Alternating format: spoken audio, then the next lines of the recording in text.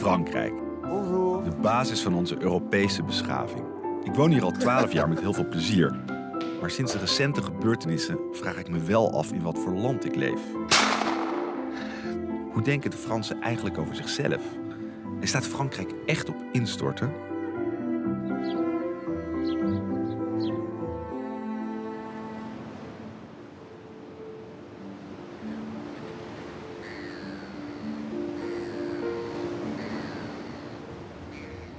Je connais tous les rochers par leur nom là. Ouais. Et ici, l'endroit où je vivais sur les rochers quand j'étais gamin, quand j'allais à la pêche, c'est là. Ouais. Faut pas avoir peur pour conduire ici. Non. Non, mais vous êtes en sécurité. Je vous fais entièrement confiance. Oui, j'ai fait ce chemin des milliers de fois.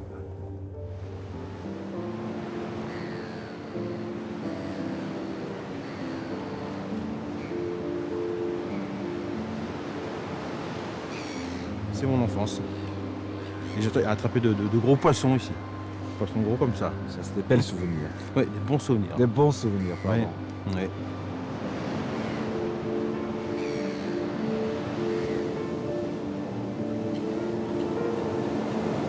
Le paysage comme ça force le respect, l'admiration. Et on a envie d'être comme ça, des rocs indestructibles. Et c'est vrai que moi, ça m'a un petit peu forgé dans ma vie. J'ai toujours cet endroit en mémoire et ces paysages granitiques magnifiques qui seront là jusqu'à la nuit des temps. Voilà, et le Breton, il est comme ça, il aime bien cette vision granitique de la vie. C'est pas très flexible, hein, le granit. Ça, c'est la partie solide du Breton. En même temps, l'âme du Breton est très fragile.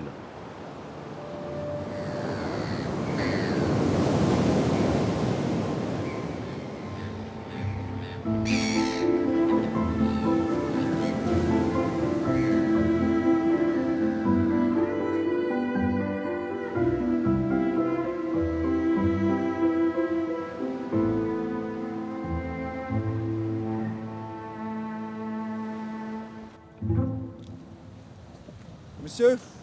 Oh, bonjour. Je suis perdu là. Ah. Je cherche les 3 pierres. Les 3 pierres, Ouais. c'est ici, en bas.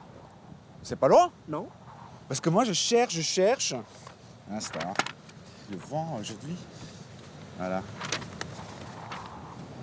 Ouais, on est là, les 3 pierres sont là. D'accord. Pourquoi c'est pas indiqué? C'est un grand patrimoine breton quand même. Ah, je pense qu'on les verra d'ici. D'accord. Et vous êtes d'ici? Oui. Vous êtes breton donc? Ah oui, je suis breton, à 100%. 100%. Als kind was ik al gefascineerd door de stripfiguur Asterix. De kleine Galliër die bijna in zijn uppie de Romeinen buiten zijn dorp wist te houden. Pas onlangs kwam ik erachter dat Asterix-dorpje echt bestaat. In Bretagne, aan de Côte d'Armor, ofwel Armorique. Oh là là, vous allez vite là. Alors ils sont où les pierres? Eh ben, je m'excuse, mais je vous ai emmené là voir, mais je m'aperçois que la mer est haute. Donc les pierres sont cachées avec l'eau. Et il faut venir en mer basse, et là vous les voyez, ils sont là. Sous l'eau. Oui, là en ce moment ils sont sous l'eau. Ah, je suis désolé. On a fait ce voyage et ils sont sous l'eau. Ah oui, ben, il faut attendre 6 heures maintenant. Voilà la bouée des 3 pierres là. Mais normalement les 3 pierres sont en file indienne. Ouais. Ils sont pas comme ça. Moi, j'étais très étonné parce que pour moi, Astérix était un breton. Ouais, et Armorique. Ouais. Mais le livre se parle le gaulois. Ouais, ben, je sais pas. Vous n'êtes pas gaulois, vous? Ah non, pas du tout. Mais regardez monsieur, la je suis bouée. super déçu parce que là, on est en quête de l'âme bretonne. C'est pour ça que vous l'avez Elle pas est sous l'eau. C'est pour ça que vous ne l'avez pas trouvée, parce qu'elle est sous l'eau. Un peu comme la Bretagne. Ah, Avec son- Non, elle n'est pas sous l'eau, mais vous voyez ce que je veux dire. Ouais, bah. Vous voyez, c'est le genre de réflexion que les Parisiens aiment bien nous dire. En Bretagne, il pleut toujours. Mais nous, on a fait un t-shirt il y a quelques années de ça. Oui. On avait mis un t-shirt la pluie ne tombe que sur les cons. Ce qu'on avait mis Il faut en lire- Bretagne. Il faut lire les Parisiens. Bah, un petit peu. Ouais, ouais.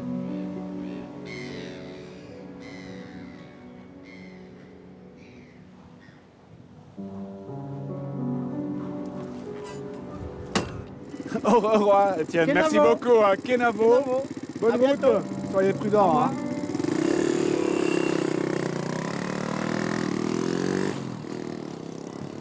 Tja, onder water die stenen, maar ze zijn er wel. En voor die Bretonnen is het heel belangrijk. Want net als Asterix zijn zij ook dappere verzetstrijders tegen de overheersing. Niet meer van de Romeinen, maar wel tegen Parijs, de centralisatie. En die arrogante lui van de ondeelbare Franse Republiek die vaak geen donder begrijpt wat mensen hier in de regio eigenlijk willen en belangrijk vinden. Net zoals Asterix sluiten militante Bretons ook vandaag de dag allianties met andere onderdrukte volken. Zoals bijvoorbeeld de Basken, in hun strijd tegen de regenten in Parijs. Gebroedelijk trekken ze door de straten van Rennes.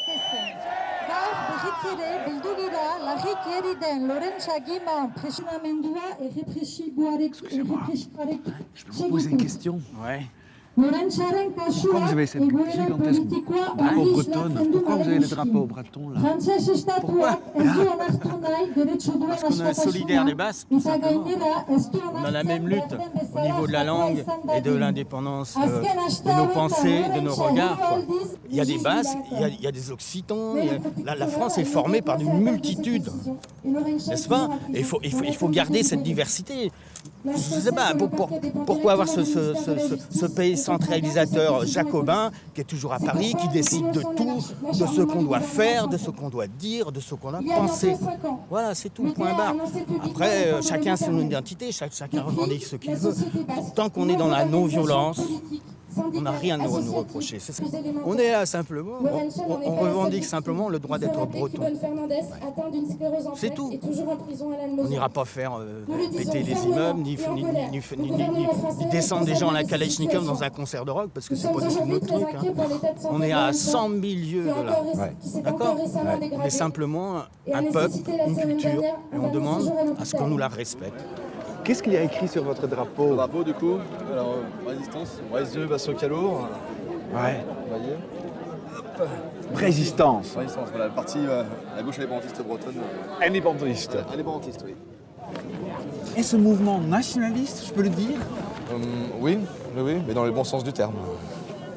Quel est Voilà. le sens de ce terme Alors, alors? parce que le nationalisme, après, d'extrême droite, Ouais. voilà. Et nous sommes des nationalistes d'extrême gauche, même Votre organisation n'est internationalistes. pas une organisation armée. Non, ce n'est pas une organisation armée. Vous serez prête à prendre les armes aussi pour...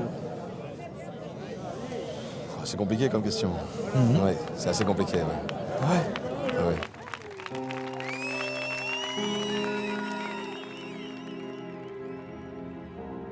Niet alle Bretons zijn zo militant. Maar de Bretonse onverzettelijkheid is als een veenbrand, die steeds oplaait zodra Parijs beslissingen wil doordrukken. Een paar jaar geleden zette de centrale regering onaangekondigd overal in Bretagne tolpoorten neer voor vrachtverkeer. Maar Parijs had buiten de massale opstand van de zogenaamde rode mutsen gerekend. Donc le feu portique était là, on voit bien, ça c'est la photo, on voit bien que les deux feux étaient allumés ici. Donc la vidéo est là. Voilà. Je vous laisse appuyer, allez-y. Ouais. Donc c'était très facile de faire tomber un portique. Oh. Wow!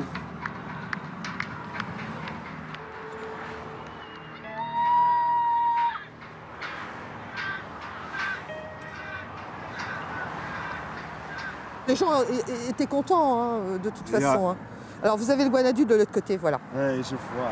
Mais vous êtes dans le transport des produits ou non? Alors moi je travaille dans une entreprise de l'agroalimentaire. Oui. Hein, donc je travaille dans un abattoir de volailles. Oui. Et rien que le produit, le poulet qui est élevé ici, allait être taxé 7 fois. J'ai toujours, hein, c'est celui de l'époque. D'ailleurs, il y a encore du noir, de la fumée.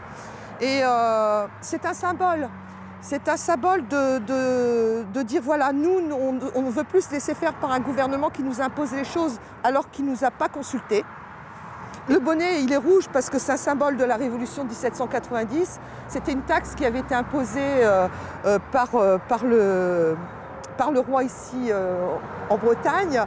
Mais avant tout, pour moi, c'est pas encore le bonnet, c'est le symbole qu'il représente. C'est de dire, on n'est plus des moutons, on veut bien participer dans une société, mais on ne veut pas qu'on nous impose des choses qui vont nous être nuisibles. La Bretagne en guerre. Oui, parce que quand vous faites des négociations, vous expliquez les choses, vous faites de la diplomatie. Et quand la diplomatie ne fonctionne pas, on est en guerre. Je ne suis pas violente, hein. Je m'exprime, je ne crie pas, même dans les manifestations, je n'hurle pas. Et j'ai dit à un préfet que je lui causais, puisqu'on était en réunion de travail, mais que j'étais capable, dans les 5 minutes qui suivaient, d'avoir une réaction où j'aurais pu lui mettre mon poing sur la figure. Et je m'en sentais capable. À ce moment-là, oui.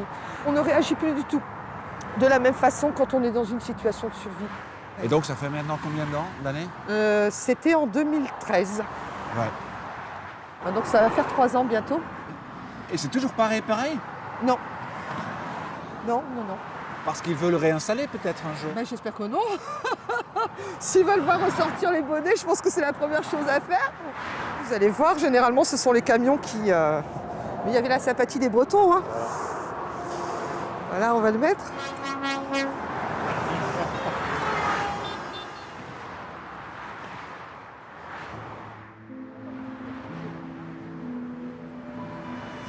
Mensen standvastig als graniet.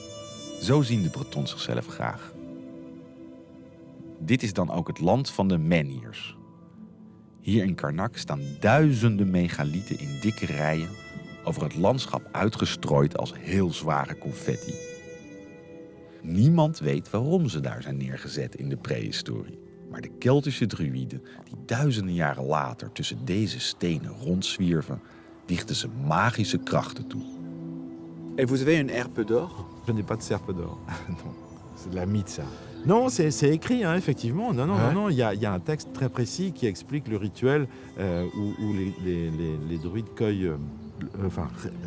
recueillent en tout cas le gui avec une serpe d'or. Non, c'est un texte qui a été écrit, témoignage. Mais je pense qu'aujourd'hui, je vois pas l'intérêt d'aller couper du gui avec une serpe d'or. C'est pas ça qui m'importe. Je pense qu'un peuple et l'histoire d'un peuple dépend forcément de ce qui l'entoure, donc le climat, les pierres, le sol, etc. Mais je pense aussi que les Bretons ont beaucoup subi. En fait, avant l'occupation romaine, les Celtes occupaient l'Europe entière quasiment. Et quelques 200 ans après, les Celtes n'occupent plus que quelques extrémités. Bon, et on se défend et on se bat comme on peut. Mais il y a, si vous voulez, dans la tradition celtique, il y a un grand individualisme, il y a une grande indépendance. Et il y a aussi une grande acceptation, finalement, de ce qu'il y a autour. Ce qu'on sait, c'est que toutes les cérémonies qui sont faites sur ces lieux-là le sont parce que c'est un rapport particulier avec l'énergie. J'ai l'impression de me remettre en phase avec moi-même en recevant de l'énergie et en échangeant mon énergie. Est-ce que moi je peux le sentir aussi? Tout le monde peut le sentir. Tout le monde peut le sentir. Mais il faut rester un certain temps. C'est-à-dire que là, on reste 2 secondes. Bon, ça c'est peut-être pas suffisant, mais vous aurez peut-être une meilleure idée demain de la réponse à votre propre question. Vous direz demain matin, mais c'est bizarre, je suis quand même extrêmement en forme. Qu'est-ce qui se passe? Qu'est-ce que j'ai fait? Là, on est un peu en contact avec ceux qui étaient avant, oui. Il y a 5000 ans, ensuite les Celtes. Oui. Est-ce que ça vous émeut? Moi, toucher une pierre, ça m'émeut toujours. Je peux rester des heures comme ça, en contact avec la pierre. Je sais pas, j'aurais 1000 choses à lui demander, en fait, à cette pierre. Mais elle ne répond pas. Ça, c'est pas dit, mais il faut peut-être passer un peu de temps, quand même. C'est vous êtes drôle parce que vous arrivez de Hollande, clac, clac, clac. Oh, elles sont belles les pierres, ça sert à quoi? Qu'est-ce qu'on fait avec ça? Et non, il faut passer un peu de temps. D'accord. Mais nous, le principe de la sagesse du druide, c'est quand même la lenteur. Granieten traagheid. Ik moet denken aan wat mijn Bretonse collega Nelly mij vertelde over de boerderij waar ze geboren is. Gelegen op de Cap Suzanne in West-Bretagne. Het totale isolement van de plek. Nelly wist niet hoe snel ze er weg moest komen als jong meisje. Maar de afgelopen zomer is ze teruggekeerd naar Bretagne. Het bloed kruipt waar het niet gaan kan. On n'est pas loin donc. Ah, c'est chouette. Désolé du retard. Ça fait longtemps. Ça va? Je peux venir avec toi à pied? Oui, bien sûr. C'est la mer qui te rend heureuse ici? C'est une vie plus calme, plus près des origines, de la famille. C'est la famille seulement ou plus? Oh non, ça va au-delà de la famille, les racines bretonnes, la langue, la culture, l'environnement. Ah, mon frère qui est là. Ah, bah, on va lui serrer la main quand même. Ah, il travaille là. Oui. Bonjour. Marcel, Bonjour, Wilfred. Albert, mon frère. Bonjour Albert, excusez-moi de vous déranger. Vous allez bien? Oui, ma foi, ça va, ouais. Tu es né ici ou à l'hôpital? À l'hôpital. Ma mère est née ici dans cette maison. C'est ça? Oui. Avec les volets bleus? Voilà.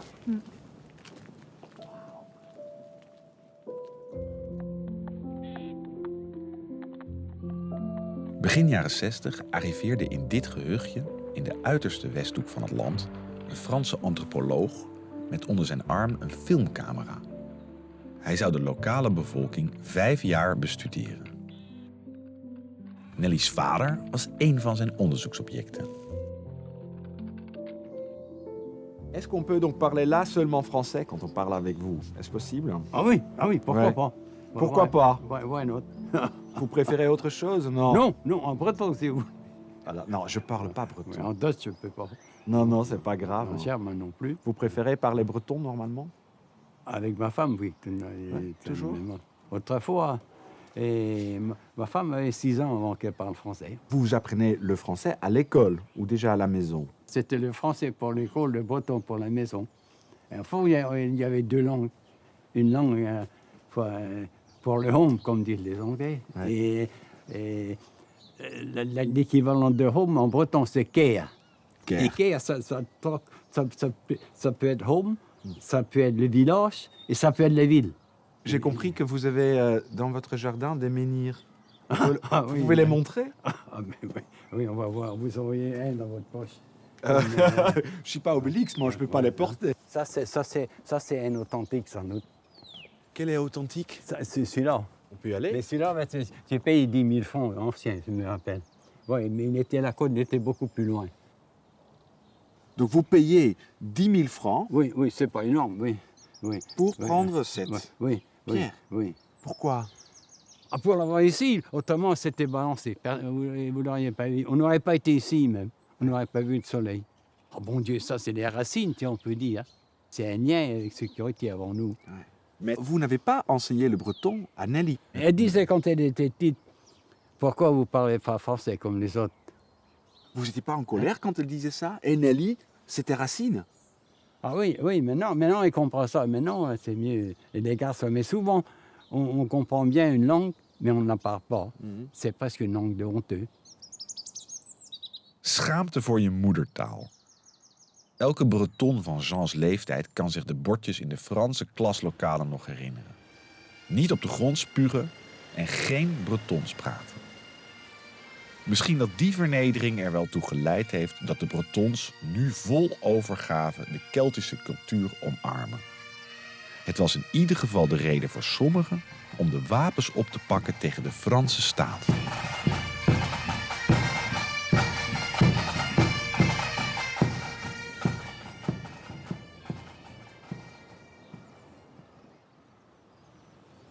J'ai passé ma jeunesse ici à courir dans les bois, dans la rosière, là, en dessous de la chapelle. Ouais. Et puis l'été, à venir apprendre à nager et à me baigner ici, avec tous les copains. Et après, plus grand, je venais dans les estaminets. On a un bar là, mais là-haut, il y avait aussi un bar célèbre. Et on se retrouvait là, entre copains, à discuter, à boire un coup, puis à refaire le monde jusqu'au jour où je suis allé en prison. C'est une vraie rupture. Ah bah là, c'était une rupture, oui, parce que quand on quitte Châteauneuf pour se retrouver à la prison de la santé, ça fait un choc. Vous aviez quel âge à ce moment-là? La vingtaine. Vingtaine.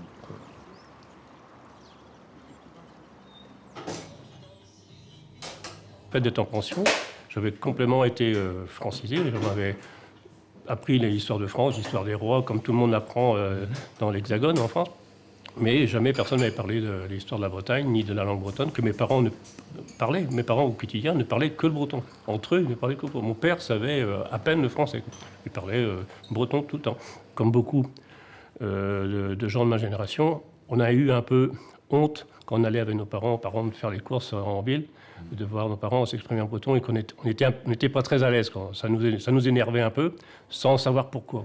Et ça, c'est la pire des choses, quand même, qu'un gouvernement, enfin, qu'un pouvoir en place arrive à donner honte à des gens de leur propre culture, de leur propre langue. Ça, c'est une force, quand même, une humiliation quand on y pense après. Même aujourd'hui, 45 ans après, ça m'énerve encore. Et c'est quand même malheureux d'avoir castré une partie d'un peuple comme ça en lui donnant honte de sa langue et de sa culture. Vous avez dit, ça m'a mené d'abord à l'âge de 17 ans, 18 ans, un sentiment de révolte. Je me suis engagé de manière assez intense. Vous pouvez raconter votre engagement ? Oui, dans les années 70, en Bretagne, il y avait un mouvement qui s'appelait le FLB, Front de Libération de la Bretagne, qui était une organisation clandestine, secrète, qui militait pour l'indépendance de la Bretagne et qui commettait des actions radicales, comme s'attaquer à des préfectures, à des gendarmeries, à des casernes de garde mobile, de CRS, et des choses comme ça. Donc c'était chaud. C'était chaud. C'était chaud et violent. Mais bon, c'était une méthode d'expression radicale qui était censée réveiller la population et puis aussi impressionner Paris. Vous étiez condamné sur un dossier, une activité spécifique, j'imagine. On peut citer un cas sur avoir, par exemple, plastiqué la maison d'un commissaire de police. Voilà. Quelque chose comme ça, mais sans blesser personne, juste faire fait tomber des murs. Comment ça fonctionnait? Vous arrivez à un moment avec vos camarades. À midi, à l'heure du déjeuner, puis on évacue tout le monde et puis on... Vous sonnez, et bonjour madame, j'ai une mauvaise nouvelle pour vous. C'est nous.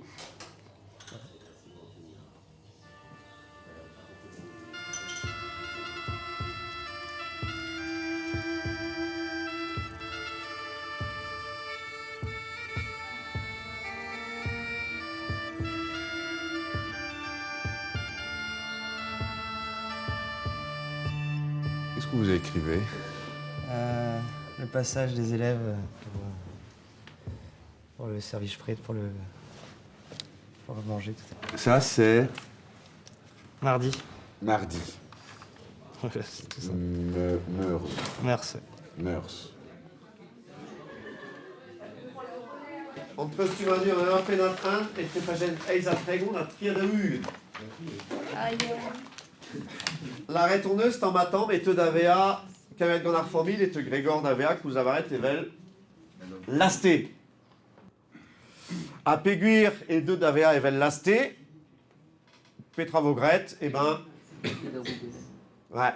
Scubet Igor fait vel pas viger Scubet tout le train de var à l'heure. Dites-moi, vous avez enseigné le breton avec un auteur germanophone. Pourquoi? Parce que je pense qu'il est intéressant que les élèves qui apprennent le breton dans la vie de tous les jours ici au lycée Diwan aient un accès aux monuments de la littérature du XXe siècle. On entend parfois dire, voilà, breton, langue régionale, donc on ne peut pas tout dire en breton. C'est aussi une manière de leur montrer, voilà, on peut même traduire des textes de la haute littérature en breton. Dans la Métamorphose de Kafka, on peut aussi voir aussi tout ce qui a rapport à comment on accepte l'autre, l'étranger, celui qui est différent, ou comment au contraire on se sépare de lui. C'est une des thématiques du livre et je pense que c'est une thématique qui est très importante dans la vie actuelle. Surtout pour vous, les Bretons. Oui, la question c'est aussi quel rapport on peut avoir par rapport à une personne ou un être qui est totalement différent de nous. Est-ce qu'on va chercher à s'en séparer ou est-ce qu'on va chercher au contraire à l'accueillir et à le comprendre malgré ses différences? Et voilà, nous on a aussi cette affaire-là, à qui on est, pourquoi on parle breton, est-ce qu'on est différent, et voilà. Mais est-ce que pour les élèves, ils se sentent parfois un insecte ou un autre vis-à-vis des francophones? Se sentir comme des insectes vis-à-vis des autres francophones? Non, mais donc une entité autre de notre nature ou de notre forme. Je pense que oui, mais c'est quelque chose qui a été remarqué par les enseignants, en fait, c'est quand on va en voyage scolaire. C'est-à-dire quand on est ici dans le lycée, tout est, je dirais, normal. Personne ne se pose de questions. Et en général, là où ils se rendent compte qu'ils ont quelque chose en plus ou quelque chose de différent, c'est quand on est à l'extérieur plutôt. Mais est-ce qu'il y a aussi parfois un sentiment de honte? Je pense qu'il n'y a plus ce sentiment de honte. Je pense qu'il a disparu.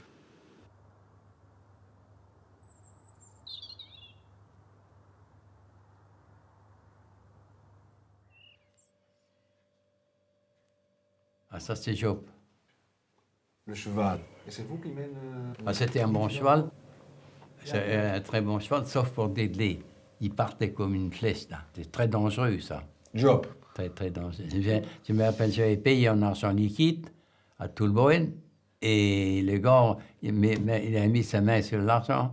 Ah, je vais quand même te dire une chose qui me dit, fais attention. Hein. Ah, le cheval, il est dû à Dédlé. Au moment que vous l'achetiez? Oui, quand il a eu l'argent. Et c'était un marchand de charbon. Et, ah oui, il avait du charbon, du boulangerie, de Langres. Et c'était un communiste, je crois.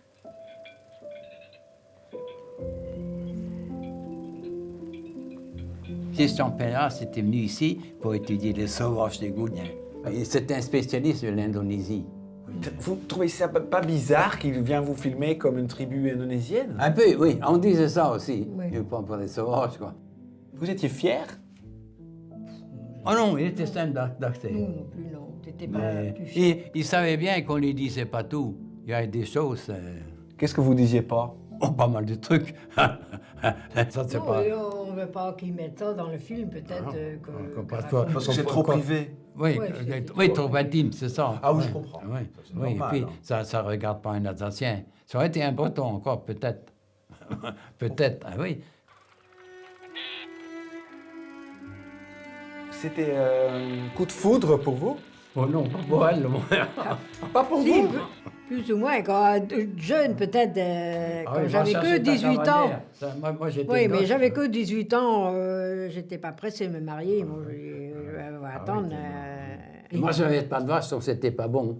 En général, celui qui a 10 vaches, il y a 10 vaches là-bas. Oui. Et moi, j'avais 0 vache. Alors... Ah oui, c'est pour le mariage, c'est ça? Ah oui, quand on parle de ça, c'est pas le Moyen-Âge, mais c'est pas loin non plus. Ah oui, il faut pas se faire d'illusions, hein. Non. Ouais. Ah oui, c'est pas pareil du tout. Ah, le cheval, il va vite, là. Quand vous voyez ça, est-ce que ça vous manque, cette manière de vivre? Ah oui, forcément. Ouais. Mais maintenant, ça devient uniforme, gros tracteur, gros... Ah oui, mais ça, les chevaux, travailler avec un cheval, c'est vivant. Ouais. Les chevaux, on dit souvent, pas besoin de reine. Le tracteur, il faut conduire. Le cheval, c'est un compagnon. Hein. Un cheval, c'est différent. On lui parle. Il y a un gars, quand il a eu son tracteur, il disait oh, au tracteur. Le tracteur était dans le pays. Donne n'était pas le frein à main. Et un ancien maire à Besec, son tracteur au bord de la mer, il n'a pas mis le frein à main pour le tracteur. On le voit, quand on va à Douarnenez, il y a encore la carcasse, le reste du tracteur. Ah oui. Il aurait été dessus. Oui. Et tout ça, ce qui a disparu et changé? Pour revenir, après, c'est un point de non-retour, pratiquement. C'est vrai, hein?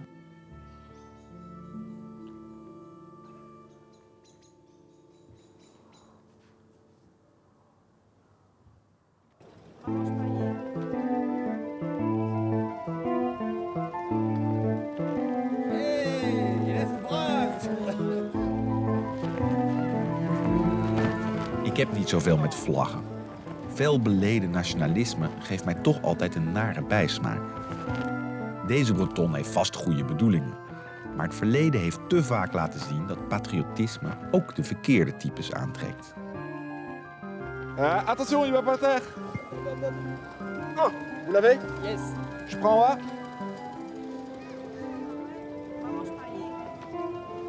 Est-ce le drapeau régional ou national pour vous? National. Ah oui.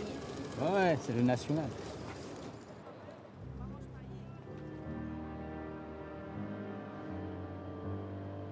Ik loop door Brest, de stad die helemaal werd plat gebombardeerd tijdens de Tweede Wereldoorlog. Ik heb horen fluisteren dat die droevige periode cruciaal is geweest voor de wederopleving van de Bretonse taal en cultuur. De Duitse bezetters waren blijkbaar wel geporteerd van die Keltische cultuur.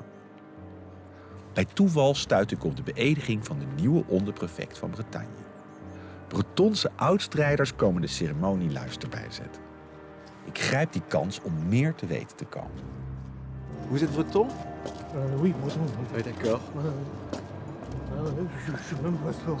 Brestois, d'ici. Donc, vous avez toujours vécu à Brest? Oui, sauf en temps de guerre. Bonjour madame. Voilà, excusez-moi. Vous êtes bretonne aussi, madame? Oui, je suis Ouais, ouais. Bon, tu mets tes gants, là, venez.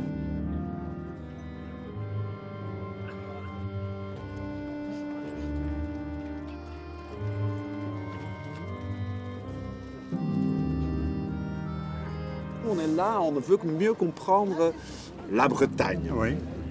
Et votre langue est très importante. Ah oui.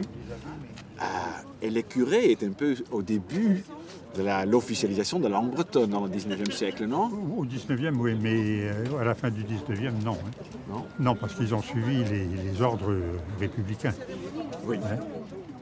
Mais la langue bretonne à l'école républicaine, c'était pendant longtemps. C'était interdit, hein, au fin du 19e, c'était déjà interdit. Hein. C'était enlevé quand, l'interdiction?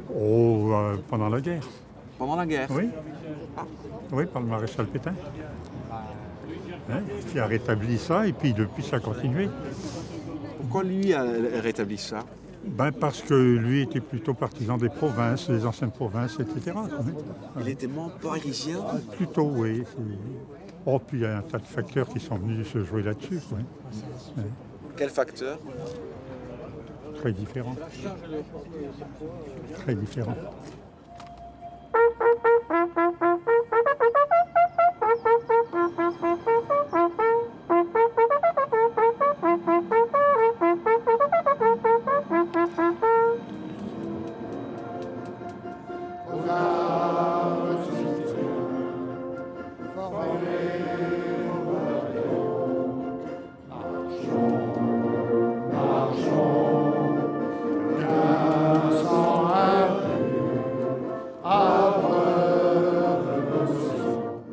Verwarrend vind ik dit. Hier staan overtuigde Bretons het Franse volkslied te zingen onder een Franse vlag, terwijl ze eer betonen aan de nieuwe bestuurder uit Parijs. Aan de medailles op hun borst te zien hebben ze destijds de Franse natie vol verve verdedigd. Tegelijkertijd tonen ze zich blij met de redding van hun taal door Maarschalk Pétain, de leider van dat deel van Frankrijk dat tijdens de oorlog collaboreerde met de Duitsers. Hoe zagen de Bretonse nationalisten de nazi's eigenlijk?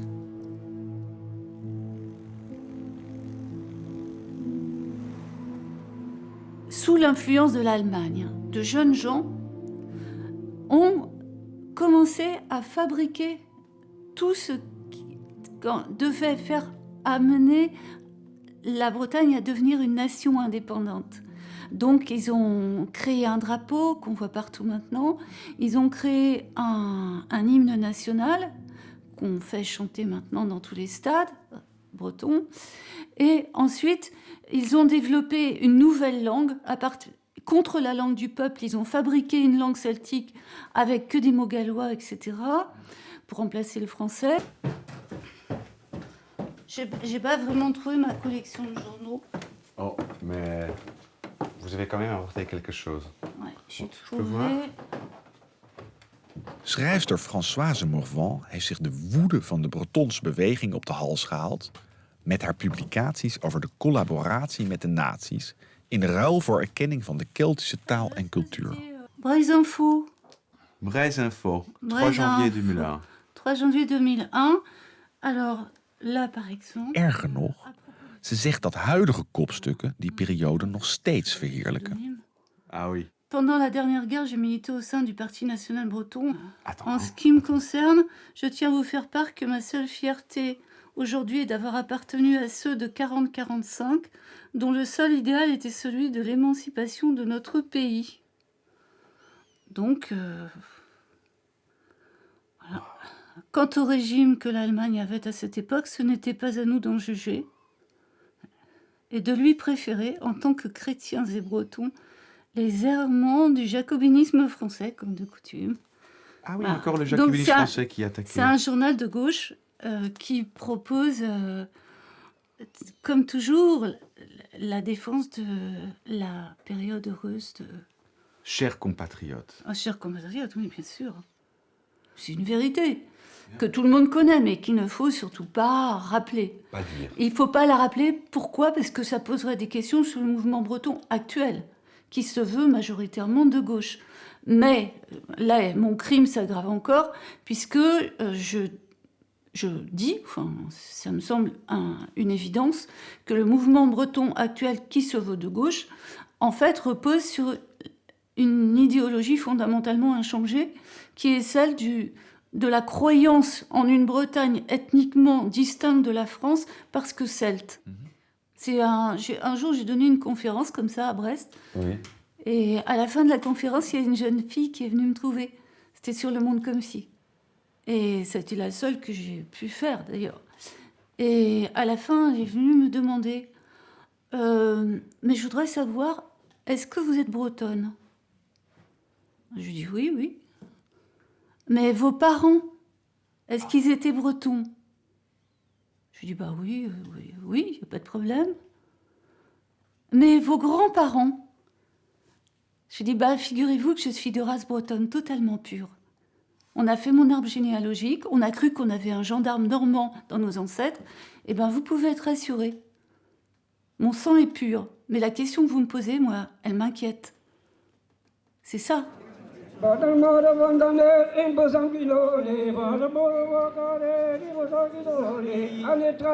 Die avond word ik uitgenodigd op een festnoze, een dansavond met Bretonse muziek. Een uitgestorven traditie die ooit gewichtige dorpsgebeurtenissen markeerde, maar vandaag de dag overal in Bretagne georganiseerd wordt als uitje. Deze feestavond is dus eigenlijk geschiedvervalsing. Maar dat wil toch niet zeggen dat deze dansende en zingende mensen allemaal aanhangers van het Bretonse bloed- en bodendenken zijn? Wat zou de geschiedenisleraar van het Bretons Lyceum daarvan vinden? Je trouve que c'est prendre la partie pour le tout. Beaucoup de familles bretonnes, de gens engagés, à commencer par ma famille d'ailleurs, ont été, beaucoup de familles de lycéens ici, ont été extrêmement affectées par cette histoire, donc qui a subi un peu une chape de plomb et de mutisme pendant longtemps, pendant toute une génération ou deux. Mais maintenant, on commence à en parler. Il y a une catharsis qui se fait. Tous les Bretons autonomistes ou patriotes n'ont pas choisi le camp de l'Europe nouvelle et de la collaboration. Pas du tout. Comme dans tous les mouvements militants, il y a une grande complexité. Et simplement, ça a été largement utilisé après la guerre par la République pour décrédibiliser et pour casser le mouvement breton. C'est une certitude. Door het zwarte verleden wilden de meeste Bretons na de oorlog niet meer geassocieerd worden met de Bretonse taal en cultuur. Het Bretons was op sterven na dood. Tot een nieuwe generatie besefte dat ze het kind met het badwater hadden weggegooid. Deze school is een poging om het tij te keren. En hoewel ik door de schrijfster Françoise Morvan werd gewaarschuwd dat ik in een secte zou belanden, kom ik in de kantine een halfbloed Bretonse tegen. En zien ze jou wel als een echte Bretonse, ook al heb je een Nederlandse moeder? Ja. Toch wel? Ja. Ja, mijn vriendinnen ja. Maar anders weet ik het niet. Ze zien jou niet als een andere... Nee. Ik ben hier gegroeid, geboren en... Er zijn wel heel veel mensen die echt niet zo...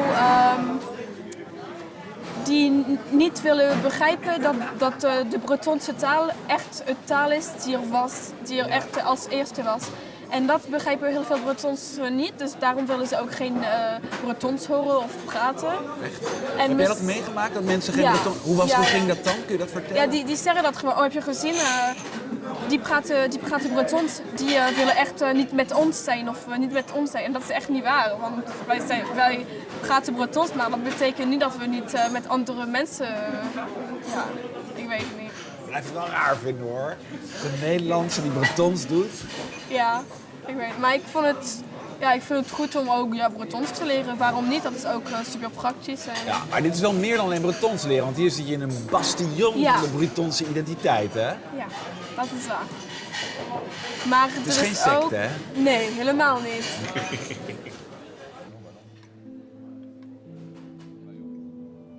Zou de Bretonse cultuur dan toch onverwoestbaar als graniet zijn?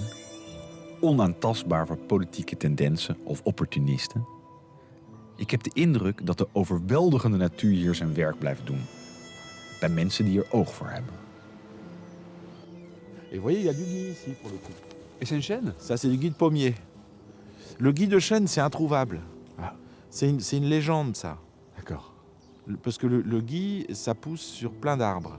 Sur les peupliers, sur les pins, sur les pommiers, là on en a. Et aussi sur les chênes, parce que soi-disant les druides récoltaient le gui de chêne. Ouais. Sauf qu'avant d'en trouver, il faut y aller. Hein. Parce que c'est tellement rare. J'en ai vu une fois. Enfin, quand j'étais gamin, mon père m'expliquait ça. Il faut toucher la nature. Il faut. Et moi, je comprenais pas ce qu'il disait. J'ai mis beaucoup de temps. Votre père, oui, parce que mon père était paysan. Donc, quand il fallait, par exemple, récolter le blé, il prenait quelques grains de blé, il regardait si c'était mûr, il touchait, et il me le faisait faire. Il me dit, ah là, on va pouvoir battre le blé, c'est bon.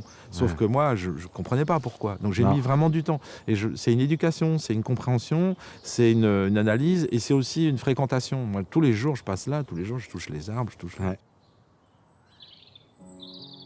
De typische aard van Bretagne maakt het moeilijk om op te gaan in de Franse Republiek. De regio voelt als een geamputeerd ledemaat waarvan de fantoompijn steeds weer blijft opspelen.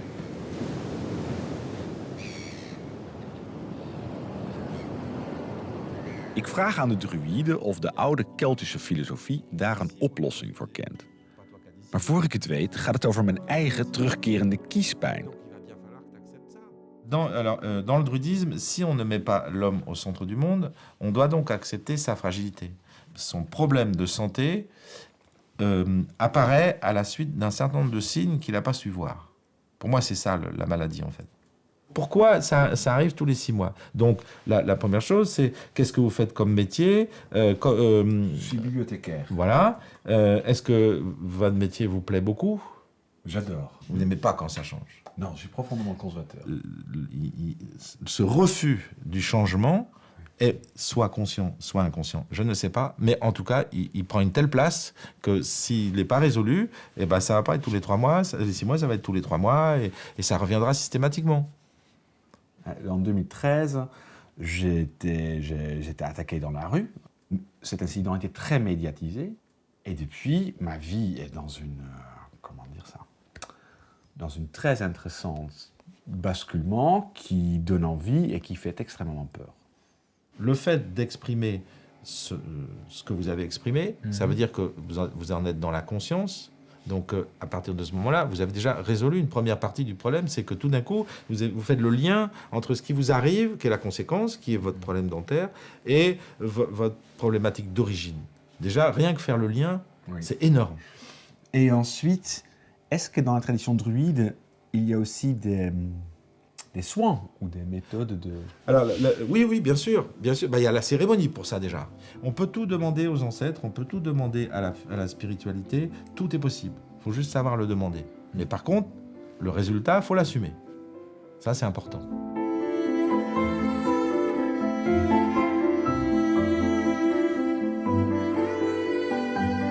Merci d'avoir regardé mon vidéo. J'espère que vous l'avez aimé. Si oui, découvrez le nouvel épisode ici. Et sur notre chaîne YouTube, plein d'autres séries à découvrir. Abonnez-vous pour être tenu au courant de toutes les nouveautés. Merci, à bientôt.